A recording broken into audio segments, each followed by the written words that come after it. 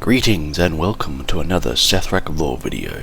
Today I will be diving into a particular Sethrak that has sparked a lot of hope in the Sethrak community, not only in her surprise appearance but in the curious dialogue that she has to show and what it could mean for any presence of the Sethrak in the future. Let us begin. On the Isles of Dawn, there are 3 delves that you can find around the zone. The one we are looking at today is called Fungal Folly. This is where you may receive a task where you must complete a challenge from each Explorer League member. I do not wish to spoil the contents of their challenges, as they are fairly fun for you to uncover yourself. I will go over each named member that you can encounter, however. There is Patrix, One Tusk, Twizzle Runabout, Bill, and finally Kasthrik.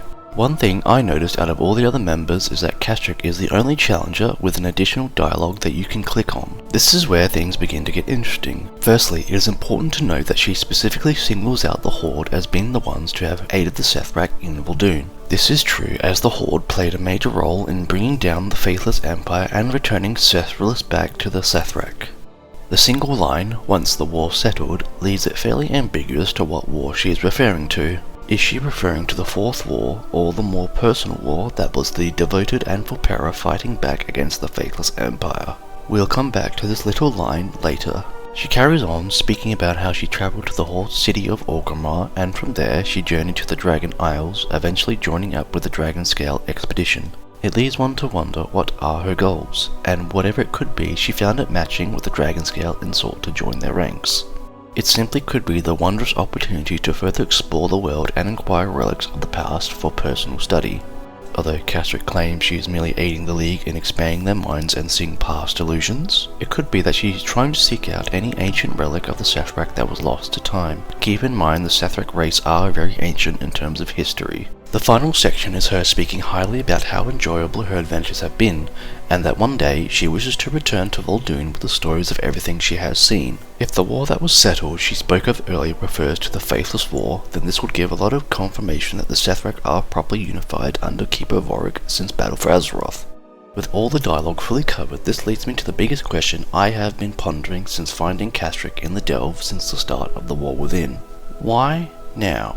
The last time we saw the Sethrak was roughly 6 years ago since Battle for Azeroth, and I speak more so of seeing one on Azeroth and not the Shadowlands, as that one just featured a Sethrak with hardly anything noteworthy, and only can be seen if you join up with the Necrolords. There are many races within the League that they could have selected for this challenge, like the others, yet they specifically chose a Sethrak and even wrote her additional dialogue that gives credit to the Horde and the potential peace that Vol'dun has entered since then. Kastrik's appearance is far more publicly available as well.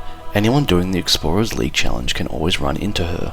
It makes me wonder if they put her here to remind people of the Sethrak's existence and potentially lay the groundworks for their return to the story. Considering they were heavily abandoned since the start of BFA with no proper conclusion to the story nor care for their place in the world building since then. Not to mention, with Chris Metzen confirming that he has rolled a Volpera, it is highly likely that he himself has seen the Sethrak and their potential. No, I rolled a Volpera. Yeah. Hunter, and then I consistently dress him like Robin Hood from the old Disney movie. So it's like I actually really dig a lot of the flavors that have been added over time. Like it's in my opinion, the water's warm. Everybody in the pool, I think WoW can stretch and grow to encapsulate all of these flavors. I think giving players more options, more visual options is awesome. At the end of the day, I think erring on the side of, player choice, player agency is the right move, like why you're playing this game in the first place, right? When you imprint, especially when it's your character, when you imprint on a look or a vibe or, like a vision that you connect with, it's like, go.